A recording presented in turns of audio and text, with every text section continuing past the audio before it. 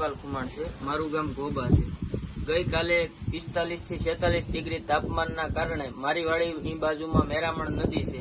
મેરામણ નદીના પટમાં ગઈકાલે સિંહ મેં એવું દ્રશ્ય જોયું કે પોતે પોતાનો જીવ બચાવવા પટમાં એક ખાડો કરે અને બખોલ કરી અને પાણીના અભાવના કારણે એ વલખા મારતો હોય એવું જોવા લાગ્યું મને અને પાણીની શોધમાં હતો.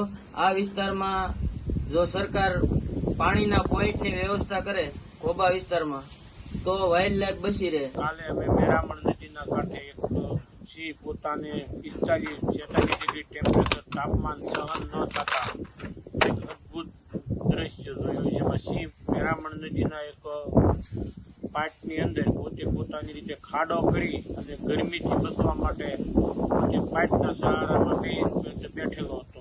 અને જેને પાણીનો અત્યારે મોટો પ્રશ્ન પણ છે. આ વિસ્તારમાં સિંહને કંઈ પાણી મળી રહ્યું નથી.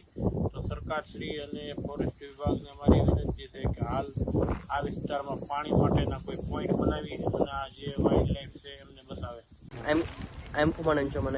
I'm a student, and I want to share you something. Day before yesterday, I was gone my farm. I see that one lion in my farm. The nearby river is called. Local name is Meraman. The lion was suffering for the hot weather. In our area, nearby Shatru, around 10 to 15 lions are there. The 7 lions that I see, the all are suffering for the of water. I want to request to the government, please do something for the water. Thank you.